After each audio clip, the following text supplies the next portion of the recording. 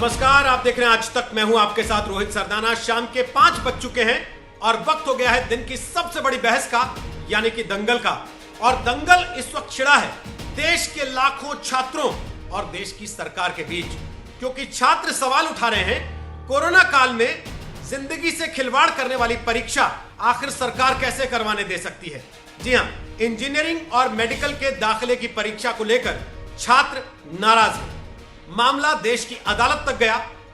अदालत में छात्रों का पक्ष सुनने के बाद सरकार ने कहा कि भले ही कोरोना हो, लेकिन ऐसे में जिंदगी से खिलवाड़ की अनुमति नहीं दी जा सकती। अगर कोरोना है तो बाकी काम नहीं रुके हैं, फिर परीक्षा कैसे रुक जाए। पर मामला अब राजनीतिक हो चुका है। लोग सवाल उठा रहे हैं कि जब 1 लाख केस थे, सारे स्कूल, कॉलेज, दफ्तर सब कुछ बंद कर दिया गया, अब जब केस 30 लाख हो रहे हैं तो आखिर छात्रों को जान हथेली पर रखकर ऐसे इम्तिहान देने के लिए क्यों ढकेला जा सकता है। आम आदमी पार्टी ने मुद्दा बनाया। दिल्ली के उप मुख्यमंत्री और शिक्षा मंत्री मनीष सिसोदिया ने इसको लेकर सवाल उठाए तो आज कांग्रेस भी मैदान में कूद पड़ी। राहुल गांधी और उनकी बहन प्रियंका गांधी वाड्रा ने भी सीधे सीधे तौर पर इस मामले में सरकार पर सवाल उठा दिए और छात्र लगातार सरकार से मांग कर ही रहे हैं। तो आज इसी पर सीधी बात करने के लिए हमने छात्रों को सीधे आज तक पर आमंत्रित कर लिया। हमने अपना जूम आईडी फ्लैश किया है। जो भी छात्र इस मामले में अपनी बात रखना चाहते हैं, इस जूम आईडी के जरिए अगले 1 घंटे तक दंगल में सीधे कनेक्ट हो सकते हैं। यह जूम आईडी लगातार हम आपको टेलीविजन स्क्रीन पर दिखाते रहेंगे, कुछ छात्रों से बात भी करेंगे और साथ ही आपको बताएंगे आज दंगल में कौन कौन से मेहमान हमारे साथ शामिल होने वाले हैं। लेकिन सबसे पहले इस मामले से जुड़ी एक पूरी रिपोर्ट आपके सामने रखते हैं। जब कोरोना का संकट काल चल रहा है, तब मेडिकल और इंजीनियरिंग प्रवेश परीक्षा को लेकर हंगामा बढ़ गया है। नेशनल टेस्टिंग एजेंसी यानी एनटीए ने 21 अगस्त को जॉइंट एंट्रेंस एग्जामिनेशन यानी जेईई मेंस 2020 और national eligibility cum entrance test यानी एनईईटी 2020 की तारीखों का ऐलान कर दिया है। जेईई मेंस 1 से 6 सितंबर के बीच और नीट की परीक्षा 13 सितंबर को होगी। लेकिन छात्रों का एक बड़ा वर्ग और उसके अभिभावक सवाल उठा रहे हैं कि प्रवेश परीक्षा ज्यादा जरूरी है या फिर जिंदगी का इम्तिहान। उनके सवाल हैं कि कोरोना के इस संकट काल में प्रवेश परीक्षाएं कैसे कराई जा रही हैं। मेरे पापा और मम्मी दोनों ने मना कर दिया है कि अगर 13 सितंबर को पेपर हुआ तो बेटा तुमको पेपर नहीं देना है, इस साल ड्रॉप कर दो। उन लोगों के वैसे किसी बच्चे को कुछ हो गया या फिर हम लोगों को किसी को भी किसी तरह से कोई प्रॉब्लम आया तो फिर उन पे रिस्पॉन्सिबिलिटी जाएगा, क्योंकि उन्होंने कॉन्फिडेंस के साथ बोल दिया हाँ भाई एग्जाम तो होना चाहिए। जेईई और नीट की परीक्षा रोकने के लिए 11 छात्रों ने सुप्रीम कोर्ट में याचिका भी डाली थी, लेकिन कोर्ट ने परीक्षाएं रोकने का आदेश देने से इनकार कर दिया। अब छात्रों के विरोध के बीच राजनीतिक दलों ने भी मुद्दा उठा लिया है। कांग्रेस सांसद राहुल गांधी ने कहा, आज हमारे लाखों छात्र सरकार से कुछ कह रहे हैं। एनईईटी जेईई परीक्षा के बारे में उनकी बात सुनी जानी चाहिए और सरकार को एक सार्थक हल निकालना चाहिए। आज हमारे लाखों छात्र सरकार से कुछ कह रहे हैं। एनईईटी लोकसभा में कांग्रेस के नेता अधीर रंजन चौधरी ने भी प्रधानमंत्री मोदी को चिट्ठी लिखकर इसे टालने की मांग की है। दिल्ली के उप मुख्यमंत्री मनीष सिसोदिया ने भी प्रवेश परीक्षाएं कराए जाने का विरोध किया है। मेरा कहना है कि हमारा तो एक ही चीज़ कहना है कि अगर सरकार कोई विकल्प बना रही है तो छात्रों से बात करनी चाहिए। मतलब एक जो ये है ना कि पूरे देश के छात्रों को ये लग रहा है कि भाई सरकार जो है बात ही सुनने को तैयार नहीं है। एनईईटी और जेईई की परीक्षाओं का विरोध सिर्फ विरोधी दल ही नहीं कर रहे, बल्कि लोक जनशक्ति पार्टी के नेता चिराग पासवान ने भी शिक्षा मंत्री रमेश पोखरियाल निशंक को चिट्ठी लिखकर इसका विरोध किया है। बीजेपी सांसद सुब्रमण्यम स्वामी ने प्रधानमंत्री मोदी को चिट्ठी लिखकर कहा है, परीक्षाएं कराए जाने से मेरे विचार से देश भर में युवाओं की परीक्षाएं कराए जाने से मेरे विचार से देश भर में युवाओं में आत्महत्या बढ़ेंगी। जाहिर तौर पर परीक्षा का बड़ा विरोध हो रहा है, लेकिन छात्रों का एक वर्ग ऐसा भी है जो चाहता है कि परीक्षाएं और न टलें। 2 साल से भी इतना प्रेशर था, टीचर्स भी पाते हैं, पेरेंट्स भी पाते हैं, तो इसलिए फिर लगता है कि एक बार पेपर हो जाए, एक बार किसी कॉलेज में सिलेक्शन हो जाए, फिर आगे भी फ्यूचर लाइफ का बंदा देख सकता है। इम्पोर्टेंस तो है, बच्चे लोग का बहुत पढ़ाई नर्वस हो रहा है, ज़रूरी है करना। बच्चे लोग का भी बहुत पढ़ाई के ऊपर बहुत ही प्रभाव पड़ रहा है गलत, इसलिए ज़रूरी है एग्ज़ाम देना। सूत्रों के मुताबिक सरकार भी परीक्षाएं टालने के मूड में नहीं है, लेकिन इसे लेकर एक मुद्दा तो बन ही गया जिसे सरकार नजरअंदाज नहीं कर सकती। कोलकाता से मनोज्ञा लोईवाल और दिल्ली से मिलन शर्मा के साथ सत्येंद्र चौहान, चंडीगढ़, आज तक।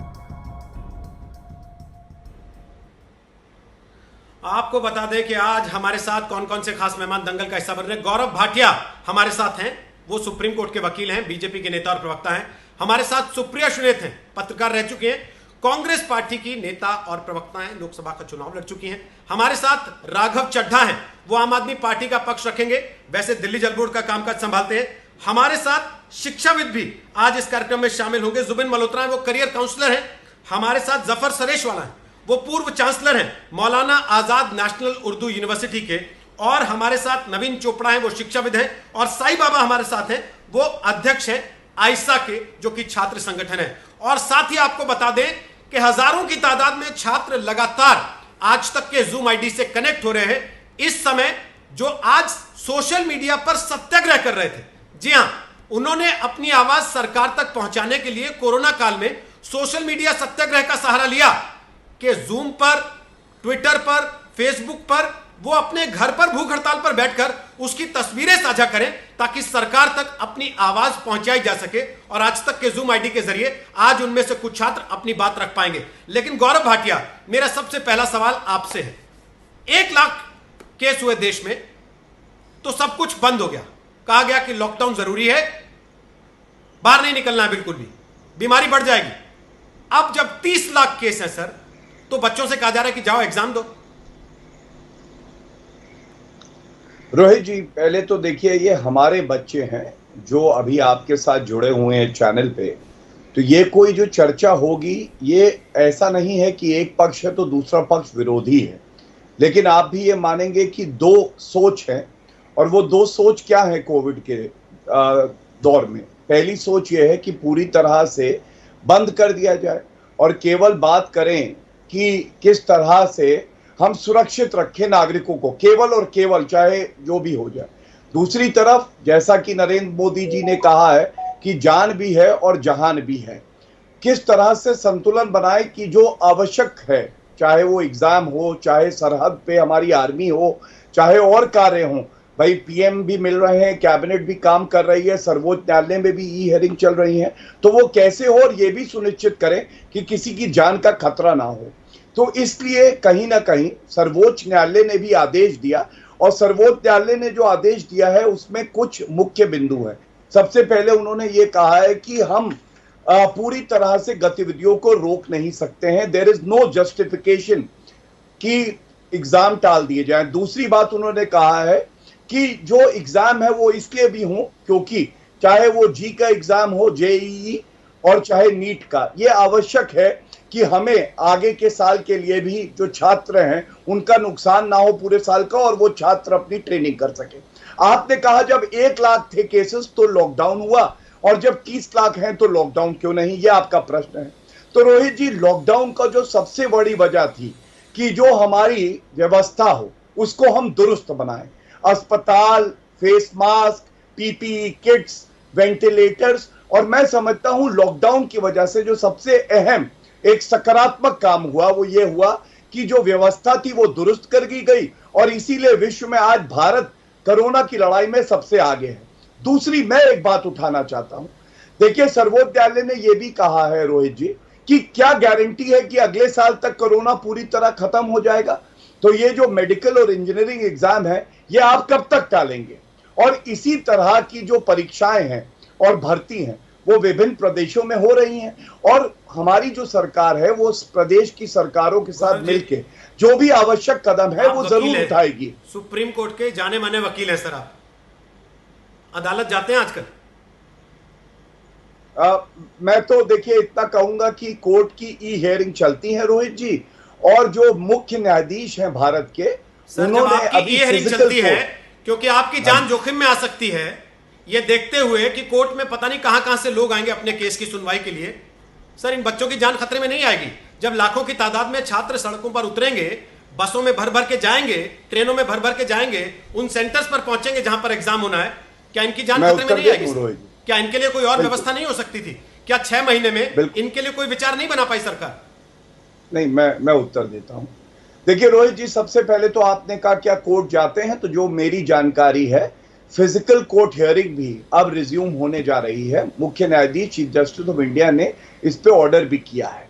दूसरी बात, जैसा मैंने कहा, जो आवश्यक कदम है, solicitor general of India appear हुए थे कोर्ट के सामने और उन्होंने कहा अनलॉकडाउन की जो भी नियमावली है, जो भी रूल्स हैं, वो फॉलो किए जाएंगे। सोशल डिस्टेंसिंग का पालन होना, फेस मास्क होना, सैनिटाइजर की उपलब्धता होना, ये हमारी जिम्मेदारी है और स्टेट गवर्नमेंट भी इसे सुनिश्चित करेंगी कि जो भी विद्यार्थी परीक्षा में बैठे उसकी जान सुरक्षित रहे।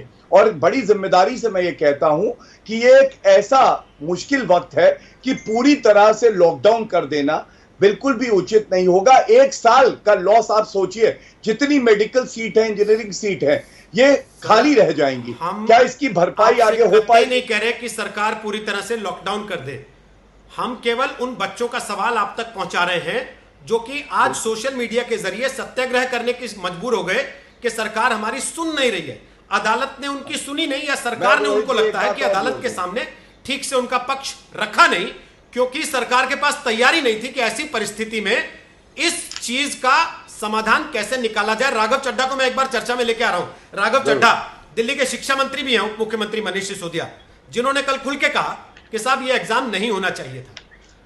गौरव भाटिया ने कहा स्टेट गवर्नमेंट्स इंश्योर करेंगी। क्या दिल्ली की सरकार या कोई भी राज्य सरकार, जिनको ये कहा गया है कि भाई हमने 99% से ज्यादा छात्रों को अपने घर के निकटतम सेंटर पर परीक्षा देने का इंतजाम करवाने की कोशिश की है, क्या संभव होगा कि बिना भीड़ भाड़ के, दूर दूर बैठा के, 6-6 फीट का डिस्टेंस रख के, सबको मास्क लगवा के, सबको सैनिटाइज करा के पेपर कराया जाए? देखिए, पहली चीज तो यह है रोहित जी कि जहां तक स्टूडेंट्स के करियर का सवाल है, करियर जरूरी है, लेकिन उनका स्वास्थ्य, उनकी जान ज्यादा जरूरी है। और आज मैं पहले आंकड़े देते हुए आपको अपनी बात रखना चाहूंगा, फिर आपके सवाल का जवाब दूंगा। आज दिल्ली का मैं आपको उदाहरण देता हूं। दिल्ली, जहां पर अरविंद केजरीवाल जी की सरकार ने और सबने मिलकर, दिल्ली वालों ने मिलकर कोरोना रूपी राक्षस को ध्वस्त करने का काम किया है, यहां पर आज भी 8% का पॉजिटिविटी रेट है, यानी कि हर 100 लोग जो जांच करा रहे हैं उसमें 8 लोग संक्रमित पाए जा रहे हैं। लगभग 25 लाख विद्यार्थियों ने, 25 से 28 लाख विद्यार्थियों ने इस एग्जाम में बैठना है। अब मान लेते हैं कि सबसे न्यूनतम स्तर का 8% का पॉजिटिविटी रेट हो, इन्फेक्शन रेट हो, तो 28 लाख बच्चों में 8% बच्चे ऐसे हो सकते हैं जिनमें किसी स्तर का कोरोना वायरस हो, यानी कि लगभग 2,24,000। अब 2,24,000 बच्चे जो संक्रमित हैं, जो एग्जाम हॉल आएंगे, गाड़ी में आएंगे, स्कूटर में आएंगे, बस में आएंगे, नाव में, जो बाढ़ग्रस्त इलाके हमारे नाव में तैर कर आएंगे, वो कम से कम एक और व्यक्ति के संपर्क में तो आएंगे। तो अगर 2,25,000 लोगों को पहले से ही कोरोना है, वो 2,25,000 और लोगों को दे देंगे। और मृत्यु दर मान लेते हैं न्यूनतम स्तर 2% है, तो भी 4,500 नई मौतें इस देश में हो सकती हैं अगर ये एग्जाम होता है। ये तो आंकड़े, देश के आंकड़े बता रहे हैं, आईसीएमआर की अपनी वेबसाइट के आंकड़े हैं। ये रहा आंकड़ों का जंजाल। अब आते हैं मूल बात पर।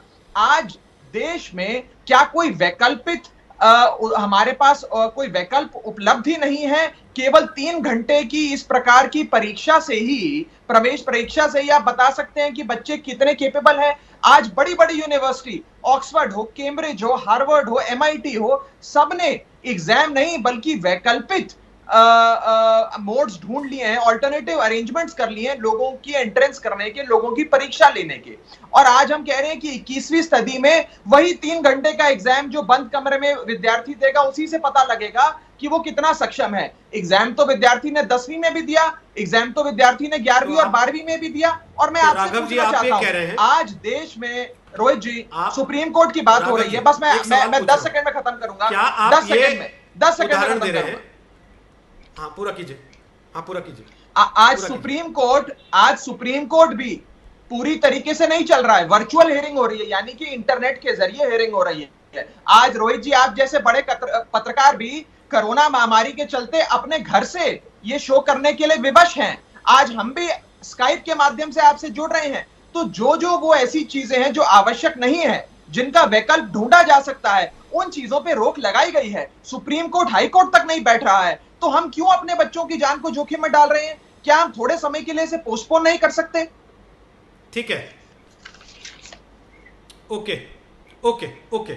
मेरा सवाल यह है कि क्या आप ये सजेस्ट कर रहे हैं कि जैसे बिना एग्जाम के पास करने की मजबूरी आ गई है, वैसे ही बिना एंट्रेंस टेस्ट के या बिना किसी कैपेबिलिटी को जांचे बच्चों को सीधे दाखिला दे दिया जाए मेरिट के बेसिस पे? इस पर वापस आऊंगा आपके पास बात करने के लिए। क्या सरकार के पास कोई प्लान है दिल्ली की? अभी आऊंगा सर, विस्तार से पूछूंगा। लेकिन सुप्रिया सुनेत, अचानक राहुल गांधी और प्रियंका गांधी वाड्रा क्यों मजबूर हुए कि आज जेईई नीट पर ट्वीट किया जाए, इस पर अपनी बात रखी जाए? क्या यह लगने लगा कि आम आदमी पार्टी मुद्दा हाईजैक कर लेगी? क्योंकि छात्र तो बेचारे बहुत दिन से सोशल मीडिया पे धक्के खा रहे थे।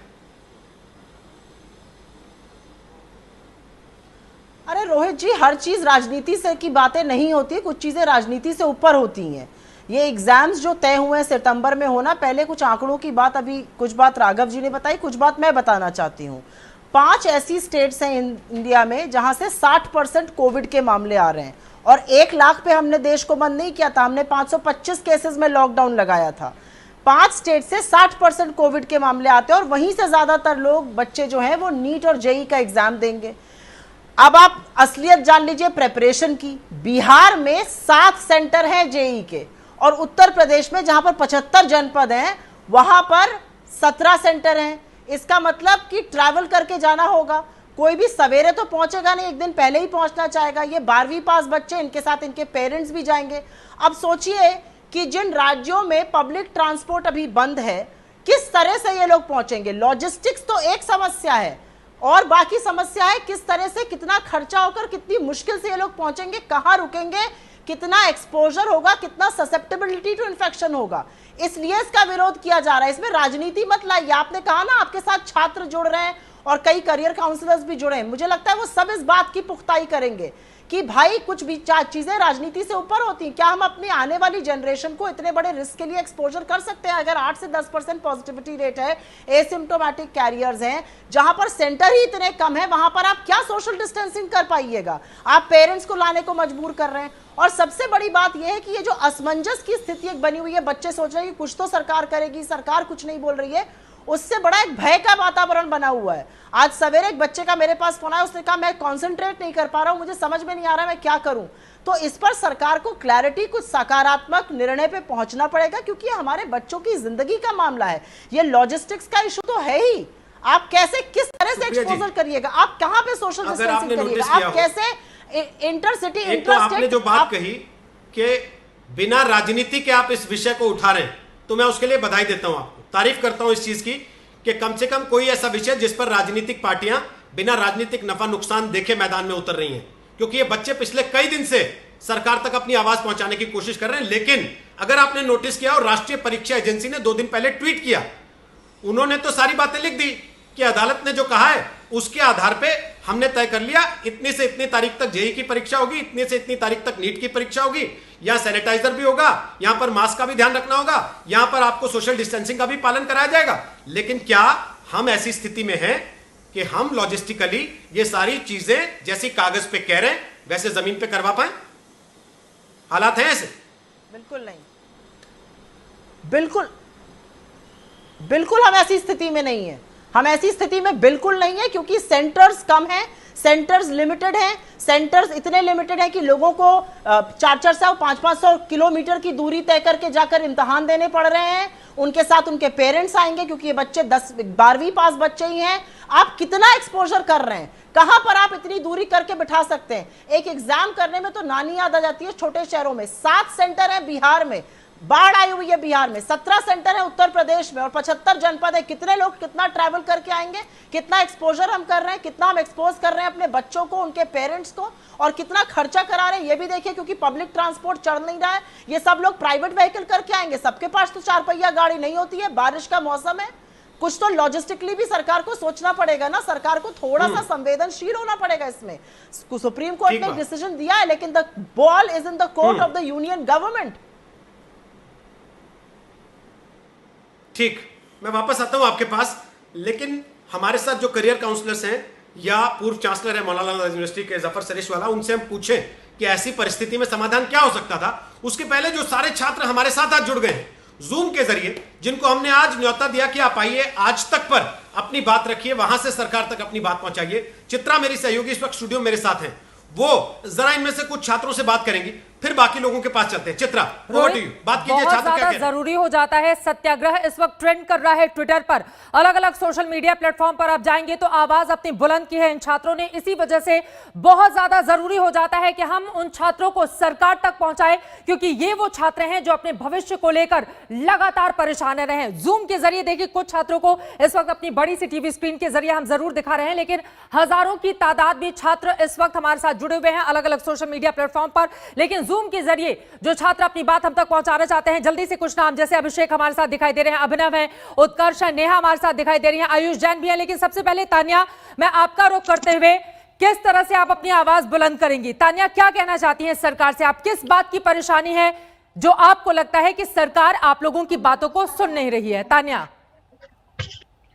मैम, हम लोग का सेंटर 250 किलोमीटर दूर है यहाँ से। सुबह 2 बजे उठ के यहाँ से जाना पड़ेगा, फिर हम लोग वहाँ 7 बजे पहुँचेंगे। 3 घंटे मास्क लगाना पॉसिबल नहीं है, इतनी नींद में एग्जाम लिखना पॉसिबल नहीं है, बहुत ज़्यादा तकलीफ होएगी। मतलब 3 घंटे मास्क क्या लगाएं हम लोग, तो 1 घंटे लगाने के बाद भी सांस फूलने लगती है, ये बात सब समझ रहे हैं। फिर भी हम लोग 3 दिन से ट्विटर पे लगातार हैशटैग ट्रेंड कर रहा है हमारा, फिर भी ना सरकार को कोई मतलब नहीं है किसी चीज से, वो सुन ही नहीं रही है हमारी बात। ठीक है, ये महत्वपूर्ण बात है आप बोल रहे हैं। तानिश प्रभात भी हमारे साथ जुड़े हुए हैं, उमंग उसके बाद और कुमार आप लोगों के भी पास आऊंगी, लेकिन तानिश उसके पहले क्या कहना चाहते हैं आप? तानिश अपनी बात रखें प्लीज। हाँ जी, मैं ये कहना चाहूंगा कि जो मई का जो मंथ था, जब हमारी पहले नीट होने वाली थी, तब लगभग हमारे कंट्री में 1000 जितने केस थे, तब हमने पूरी तरह लॉकडाउन लगा दिया और नीट की एग्जाम कैंसिल कर दी। अब जबकि मैम देश के इसमें रोज 70,000 केसेस आ रहे हैं, तब आप एग्जाम कंडक्ट कराना चाहते।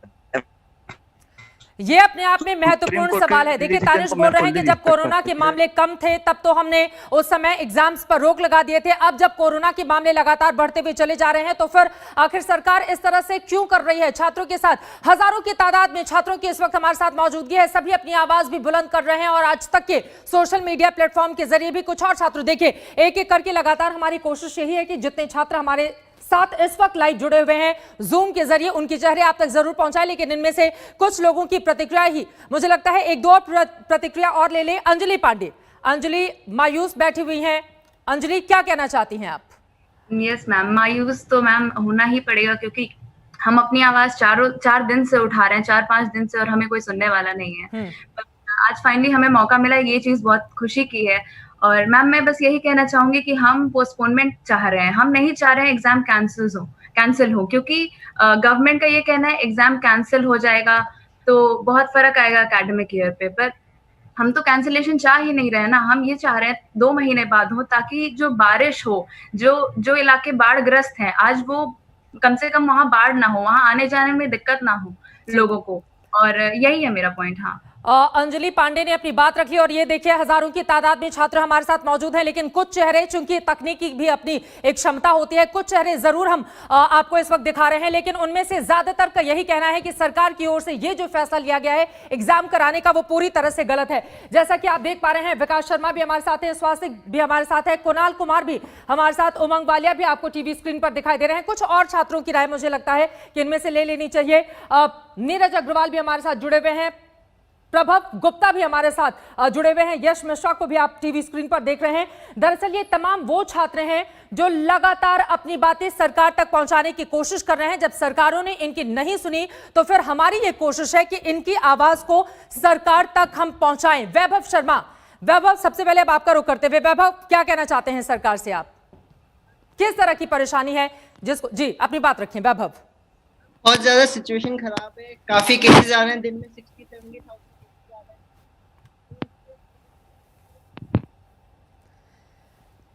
वैभव का यह कहना है कि दरअसल मामले लगातार बढ़ते हुए चले जा रहे हैं कोरोना के, ऐसे में जान हथेली पर रखकर अपने स्वास्थ्य के साथ खिलवाड़ करके हम ध्यान आखिर किस पे दे? दिनेश वर्मा भी हमारे साथ जुड़े हुए हैं, लेकिन उसके पहले दिव्येश आपका रुख करते हुए आप क्या कहना चाहते हैं, कैसे अपनी बात सरकार तक पहुंचाएंगे? दिव्येश।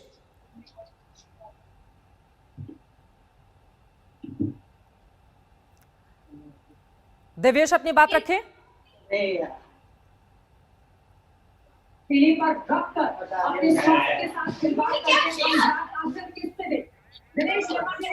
जितने छात्र हमारे साथ मौजूद हैं उनसे ये रिक्वेस्ट है कि देखिए, आज तक सामने यकीनन आप टीवी स्क्रीन पर देख रहे होंगे और मोबाइल पर जूम के जरिए आप हमारे साथ जुड़े हैं, तो प्लीज अपना टीवी चैनल पहले म्यूट करें और उसके बाद हमसे बात करें। छाया गोयल, छाया आप क्या कहना चाहती हैं?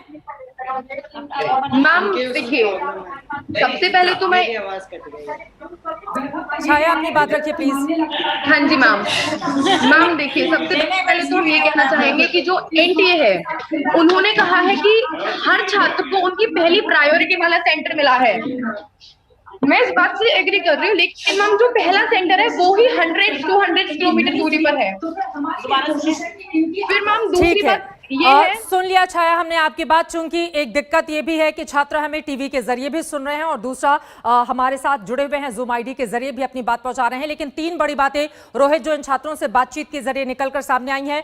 पहला ये कि लगातार मास्क पहनकर वो परीक्षा कैसे दे पाएंगे फ्री होकर। दूसरी महत्वपूर्ण बात इन लोगों की ओर से ये कही गई है कि दरअसल सेंटर बहुत दूर है, ऐसे में जान हथेली पर रखकर वहां तक जाना सीधे सीधे अपने स्वास्थ्य और सेहत के साथ खिलवाड़ होगा। और तीसरी बात ये कि अभी तैयारी इनकी पूरी नहीं है, कुछ समय सरकार को देना चाहिए ताकि कोरोना काल से जब ये बाहर निकले तो बिल्कुल फ्री माइंड से ये परीक्षा देने के लिए जा पाए। रोहित, चलिए शुक्रिया चित्रा।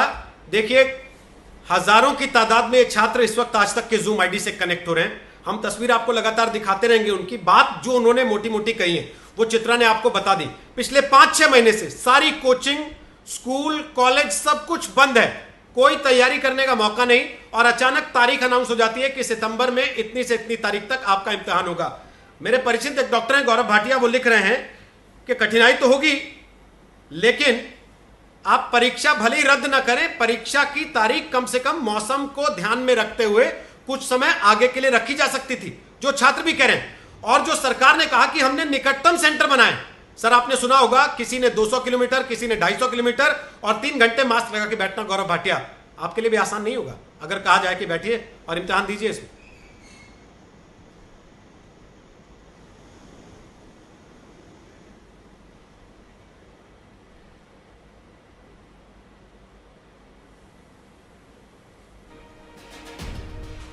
गौरव, मेरी आवाज आ रही है आप तक? शायद आपकी आवाज हम तक नहीं आ रही है गौरव। हाँ, आपकी आवाज नहीं आ रही। वापस आते हैं आपके पास। जरा मैं फटाफट चलता हूं। हमारे दोनों करियर काउंसलर हमारे साथ हैं और साथ ही जफर सरेशवाला हैं जो चांसलर रह चुके यूनिवर्सिटी के। जफर सरेशवाला, क्या आपको लगता है बिना एग्जाम के प्रतिभागी परीक्षाओं के, प्रतियोगी परीक्षाओं के बगैर छात्रों को मौके दे पाना संभव है? कोई ऑल्टरनेट हो सकता था इसका? कोई और रास्ता हो सकता है जो आप सुझाना चाहें? देखिए रोहित, मैं 2 बातें, एक बात पहले छात्रों को करना चाहता हूं और एक बात सरकार को भी। और मैं यहाँ पर एक ऐसे माहौल में गुजरा हुआ हूं कि जब इम्तिहान डिले हो जाती है इनसेसेंटली तो क्या होता है, वो पस मंजर में, और मैं खुद एक पेरेंट हूँ।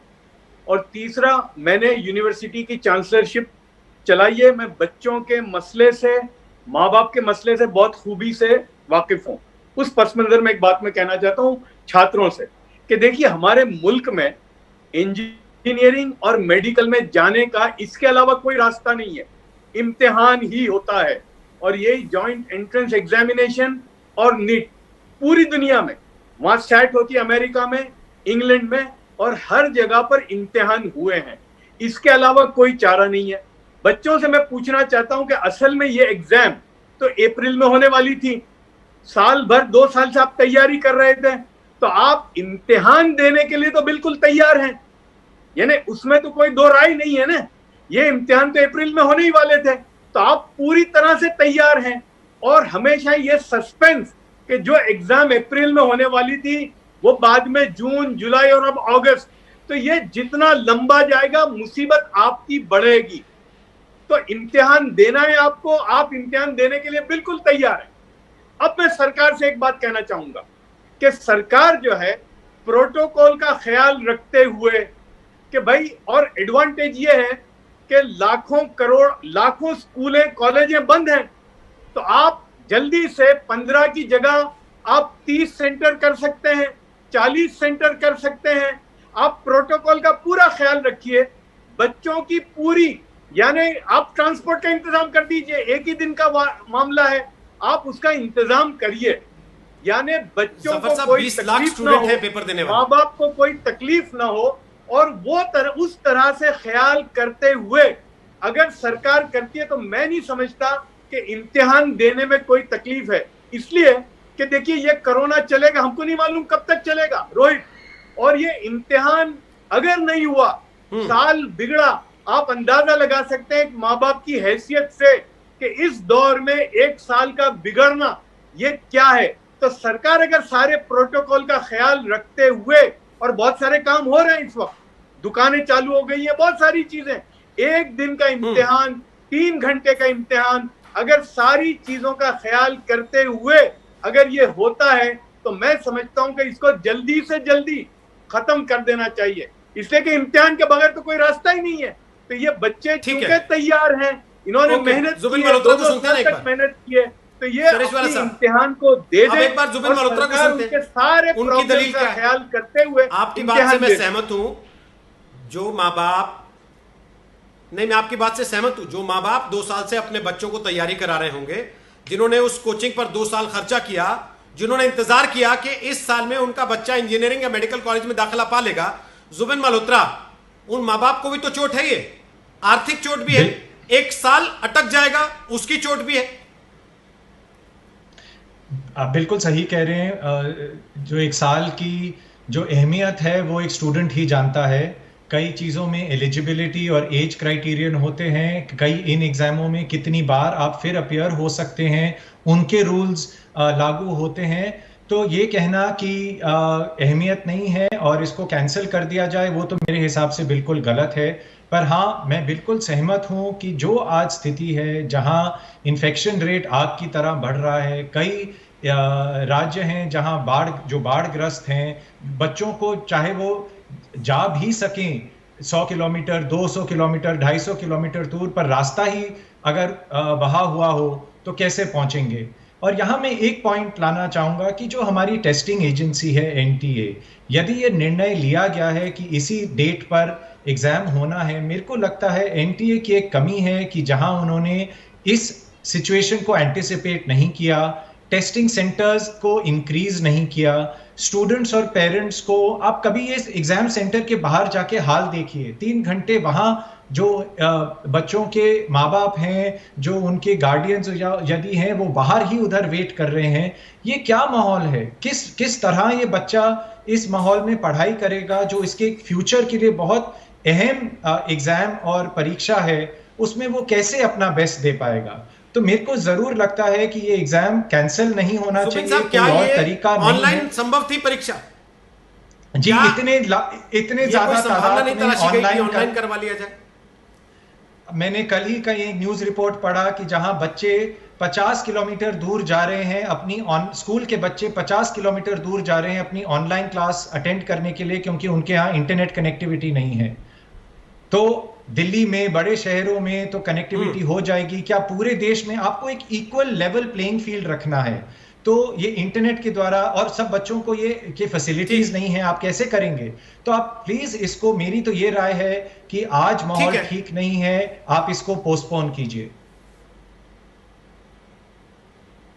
ठीक है, लेकिन नवीन जी, अगर अक्टूबर में भी इन्फेक्शन रेट ज्यादा हो जाता, अगर केसेस बढ़ते हैं बजाय घटने के, तब क्या कीजिएगा? कि दिसंबर में कर लो?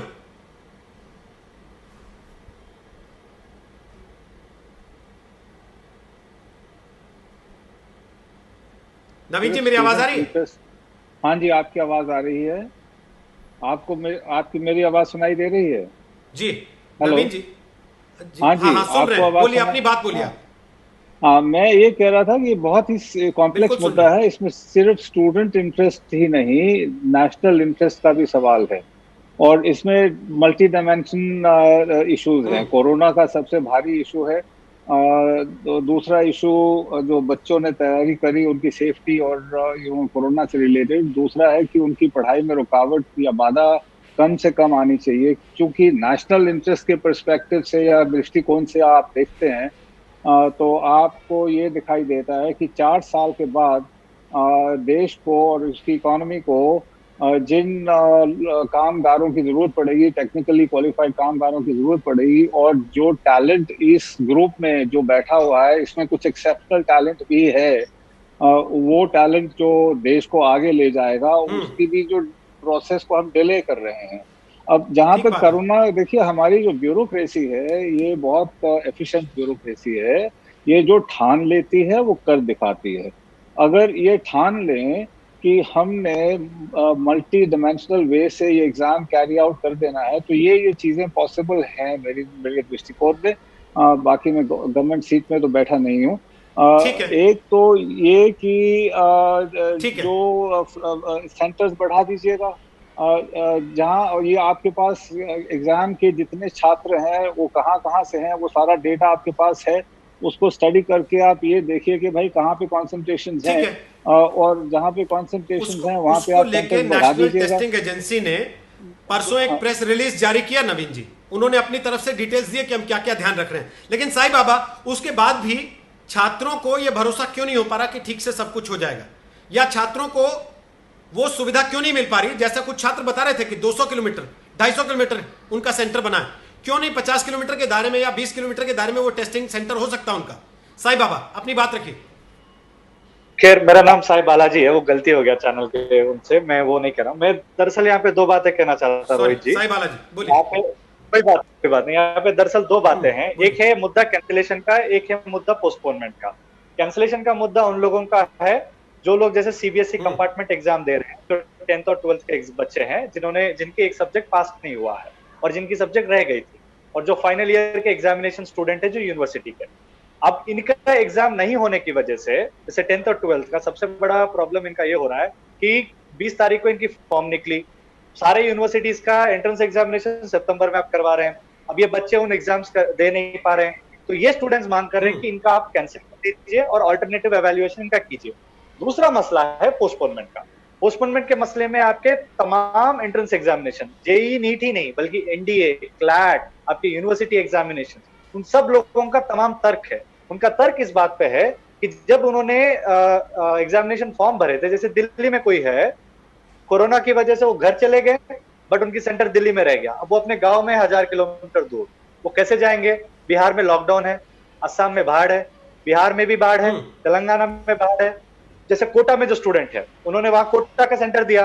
अब कई सारे स्टूडेंट देश भर में है, कोटा कैसे वापस जाएंगे? ट्रेन की सुविधा नहीं है। और इससे भी सबसे बड़ा सुविधा मुझे लगता है इस पूरे चर्चा में जो नहीं आ पाई, जो एनआरआई स्टूडेंट्स है, विदेश में नीट का एग्जाम होता है, नीट और जेईई का, करीब 4000 से 5000 विदेश में जो स्टूडेंट है, एनटीए ने कह दिया कि उनका एग्जाम नहीं लिया जाएगा। इसका मतलब वो 4000 से 5000 छात्र, बिल्कुल उनकी जिंदगी बर्बाद। और कई सारा कारण है, माँ बाप के पास पैसे नहीं है कि ट्रांसपोर्ट इतने दूर किसी तरीके से टैक्सी करके जाए। उनको डर ये लग रहा है कि माँ बाप को ले जाएंगे तो उनको भी कोरोना हो जाएगा, और अस्पतालों में बेड की सुविधा नहीं है। तो कुल मिला के हम लोग, आज मैं छात्रों के तरफ से यहाँ पे आया हूँ और उनकी बातों को कहने के लिए। तमाम छात्र मुझे कंटिन्यूसली मैसेज कर रहे हैं, वो ये कह रहे हैं कि नीट और जेईई नहीं बल्कि CBSE compartment exam, final year examination, फिर आपका क्लैट, आपका एनडीए, आपका यूपीएससी प्रीलिम्स, तमाम लोग परेशान है। और सरकार को उन लोगों ने मेल किया, चिट्ठी लिखा, वो चाहते हैं किसी तरीके से ओपन डिस्कशन छात्रों के साथ सरकार करे। और इसमें जैसे आपने बोला, ये राजनीतिक बिल्कुल हम नहीं करना चाह रहे, हम साफ तौर पे कह रहे हैं कि सरकार इनकी बातें सुने, एक होलिस्टिक जवाब इनका निकाल के लाए। अगर कहीं पे एग्जाम होने का संभावना नहीं, जैसे मैं एक छोटा उदाहरण दूंगा, विदेशों में जैसे अमेरिका और ब्रिटेन में, उन्होंने जर्मनी में उन्होंने 0 एकेडमिक ईयर डिक्लेयर किया कि सारे स्टूडेंट्स के लिए कि हम ये 0 ईयर मानते हैं, हम अगले ईयर से दोबारा शुरू करेंगे। अब इसको करना है नहीं करना है, सरकार को तय करना पड़ेगा, क्योंकि कुछ स्टूडेंट्स की ऑनलाइन हो रही है, कुछ स्टूडेंट्स की ऑफलाइन हो रही है। ये तमाम डाइवर्स लाखों संख्या में। जो बात आप कह रहे हैं छात्रों की, साईं बालाजी, मैं उस पर गौरव भाटिया से कमेंट लेता हूं। Gaurav Bhatia, national testing agency ने जो बिंदु रखे, जो अपनी प्रेस रिलीज दी, उसमें कहा कि हम ऐसे ऐसे ऐसे ऐसे करके कराएंगे, उसमें जमीनी स्तर पर क्या है? वो आपने अभी बच्चों की बातें सुनी, जूम आईडी से जो कनेक्ट हुए थे, उन्होंने बता दिया कि 250 किलोमीटर, 200 किलोमीटर, 300 किलोमीटर हमारे टेस्टिंग सेंटर बने। तो पोस्टपोन करेंगे या उस व्यवस्था को दुरुस्त करेंगे जो वो सवाल उठा रहे हैं? गौरव जी देखिए, बिल्कुल देखिए, अभी जो बात उठाई जा रही थी और जफर सरेश वाला जी ने भी बड़ी सकारात्मक बात करी, और ये चर्चा सकारात्मक होनी चाहिए यही फर्क एक काउंसलर, चांसलर और कांग्रेस पार्टी का फर्क है। उन्होंने केवल नकारात्मक बात करी। पहले मैं सकारात्मक बात का उत्तर दे देता हूं। मैं आपको बताऊं, सेंटर चेंज की बात हो रही थी कि कुछ छात्र हो सकता है दिल्ली में हो, कोविड की वजह से अब उन्होंने अपना स्तर बदल लिया हो, तो करीब 5 बार सेंटर चेंज की जो है सुविधा छात्रों को बताई गई और जी मेन के लिए 64,000 छात्रों ने अपना सेंटर भी बदला। नीट के लिए 95,000 छात्रों ने अपना सेंटर भी बदला। दूसरी बात, भीड़ ना लगे सेंटर पे। आप जानते हैं एडमिट कार्ड कलेक्शन में भी भीड़ हो जाती थी, तो इसे ऑनलाइन किया गया। 8.5 लाख स्टूडेंट जो जी में अपीयर हो रहे थे, उसमें 6.5 लाख स्टूडेंट ऑनलाइन डाउनलोड कर चुके हैं। हाँ, व्यवस्था और साधन दुरुस्त हो, इसके लिए केवल केंद्र सरकार नहीं, प्रदेश सरकार को भी साथ आके और सुनिश्चित करना चाहिए वाहन हो, वहां पे जो फैसिलिटी है। मैंने जिन चीजों की बात करी, सोशल डिस्टेंसिंग, मास्क, ये भी होना चाहिए। लेकिन दुर्भाग्यपूर्ण क्या है, देखिए राहुल गांधी का ही ट्वीट आया, सार्थक कुछ निकाल के हमें सोल्यूशन देना है। सोल्यूशन नहीं बताएंगे, कमियां बताएंगे। ये बड़ा आसान है। मैं पूछना चाहता हूं, राजस्थान में BSTC का एग्जाम 30 अगस्त को है। तो सोल्यूशन दे रहे हैं, तो ये पोस्टपोन दोहरे कर दीजिए। मापदंड क्यों? उन्होंने कहा है कि समय दुरुस्त नहीं है। क्या आपको ये सोल्यूशन मान्य है, स्वीकार है? चलिए रोहित जी, अगर ये दुरुस्त नहीं है तो मैं आपको उदाहरण दे रहा हूं।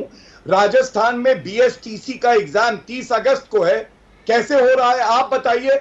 शराब की दुकानें और ठेके खुले हैं पंजाब में, मतलब वहां पे है, सही है कि शराब के ठेके खुले हैं तो कोई बात नहीं, लेकिन हमारे छात्रों का 1 साल खराब हो जाए। अभी एक छात्र के माता पिता बोल रहे थे आप ही के चैनल पे, उन्होंने कहा कि नहीं, एग्जाम बिल्कुल होने चाहिए।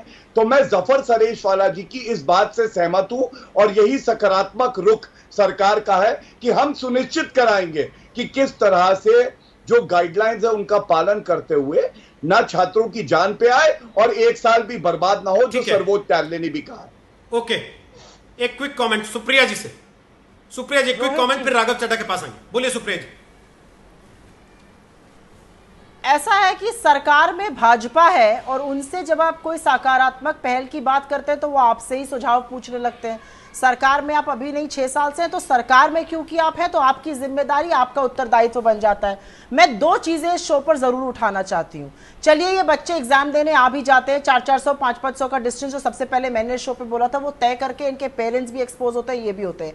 जब ये घर जाते हैं वापस, तो किस तरह की सोशल डिस्टेंसिंग या क्वारंटीन ये करेंगे अपने बाबा, दादी, नाना, नानी या किसी और बड़े से घर पे, वो एक मुद्दा होता है। दूसरा, अभी थोड़े दिनों पहले उत्तर प्रदेश की, क्योंकि बात नहीं हुई यहाँ पर, उत्तर प्रदेश में अभी बीएड का एग्जाम हुआ था थोड़े दिनों पहले, और किस अफरा तफरी से वो एग्जाम हुआ था और कितनी भीड़ थी सेंटर्स पे और कितने लोग एक्सपोज हुए थे, इसकी तो बात हमें करनी ही पड़ेगी, क्योंकि उससे ज्यादा, उसके 4 गुना लोग आने वाले हैं जेई और एनईटी में। और सबसे बड़ी बात यह है कि कहीं ना कहीं अपने, हमारी बात मत सुनिए, स्टूडेंट्स की बात मत सुनिए, आपके जो एलाइज हैं वो भी तो यही बात कह रहे हैं। सब लोग जो चाहते हैं कि बच्चे सुरक्षित रहे, कोई कैंसिलेशन नहीं कह रहा है। ये सब एग्जाम कॉम्पिटिटिव माध्यम के थ्रू ही होने चाहिए। थोड़ी पोस्टपोनमेंट की बात हो रही है। और एक बात और मैं 10 सेकंड में कहना चाहूंगी कि ऐसे एग्जाम्स खत्म होकर सत्र शुरू होने से पहले अमूमन 60 दिन का अंतर होता है। सबको पता है कि दिसंबर जनवरी से पहले कोई सत्र शुरू होने वाला नहीं है कहीं पर भी। तो अगर जनवरी में सत्र शुरू होगा तो 60 दिन का अंतर, आप नवंबर में भी एग्जाम करा सकते हैं। आप सुरक्षित तरीके से एग्जाम कराइए। आप थोड़ा कोर्स में ट्वीक करिए कि कैसे 2 साल के कोर्स को क्रंच किया जा सकता है। इसको सकारात्मक कहा जाता है। हर वक्त कांग्रेस पार्टी को गाली देने से थोड़ी समाधान मिल जाएगा। समाधान सरकार को निकालना है, क्योंकि सरकार में आप हैं। ठीक है, चलिए, मसला आप लोगों ने खुद कहा कि राजनीति का नहीं है, बच्चों के भविष्य का है। इसलिए हम भी नहीं चाहते कि राजनीतिक कोई गर्मा गर्मी, कोई बहसबाजी हो, कोई खींचातानी, टीका टिप्पणी हो। राघव चड्ढा, समय बचा नहीं है, फिर भी 30 सेकंड दे रहा हूं, केवल 30 सेकंड आपके लिए। यह पूछना चाहता हूं, क्या राज्य सरकारें इंश्योर कर पाएंगी जो वादा केंद्र की सरकार कर रही है? बोलिए। देखिए, केंद्र राज्यों पर थोपेगी तो राज्य सरकारें जो बन पड़ेगा वो करेंगी। लेकिन बात यह है कि क्या जब हम 21वीं सदी में प्रवेश प्रतीक्षा का कोई विकल्प नहीं सोच सकते क्या? जहां अमित शाह हमारे गृह मंत्री तक संक्रमित हो गए, जहां उत्तर प्रदेश कैबिनेट के 2 मंत्रियों का निधन हो गया इस बीमारी से, वहां हम अपने बच्चों को, लाखों को इस जंजाल में छोड़ रहे हैं। और मैं आपको एक चीज कहना चाहूंगा, व्हाट्सएप के माध्यम से एक छोटी सी 10 सेकंड की कविता आपके माध्यम से रखना चाहूंगा, जो एक स्टूडेंट ने मुझे लिखकर भेजी है, मैं पढ़ना चाहूंगा। परीक्षा और पोखरियाल दोनों से डर है। दिमाग में तनाव का ऐसा कहर है। परीक्षा है पर परिवहन नहीं, यही दिल और दिमाग को सहन नहीं। सरकार से बस हमारी एक ही दरकार है, हम लोग अभी परीक्षा के लिए नहीं तैयार। चलिए, बहुत बहुत शुक्रिया राघव जी। ये कविता आपने सुनाई, पूरी नहीं सुना पाएंगे क्योंकि समय कम था। लेकिन दिक्कत क्या है प्रतियोगी परीक्षाओं की कि राजनीतिक पार्टी की सदस्यता तो पर्ची कटा के या मिस कॉल मार के हो सकती है, लेकिन पर्ची कटा के या मिस कॉल देकर प्रतियोगी परीक्षा पास नहीं हो सकती। पर कैसे हो इस परिस्थिति में जब हर चीज के लिए विशेष प्रावधान है, तो परीक्षा के लिए क्या कोई विशेष प्रावधान हो सकता है, कोई अलग रास्ता निकाला जा सकता है? यह तय करना सरकार का काम है। और अगर वो संभव नहीं है तो जो वादे सरकार ने कम से कम परीक्षा एजेंसी के माध्यम से किए हैं छात्रों को, उन वादों को निश्चित तौर पर जमीन पर अमल में लाना वो बहुत जरूरी होगा। एक छोटा सा ब्रेक ले रहे हैं, ये बताते हुए कि ठीक 6 बजे हल्ला बोलोगा। आप देख रहिएगा आज तक।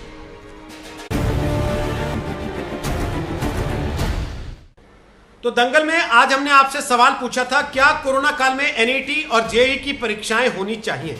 तो उसमें जो जवाब हमें मिले उसमें 28%, केवल 28% लोगों का कहना है हाँ, 72% को लगता है कि नहीं, कोरोना काल में ये इम्तिहान नहीं होने चाहिए।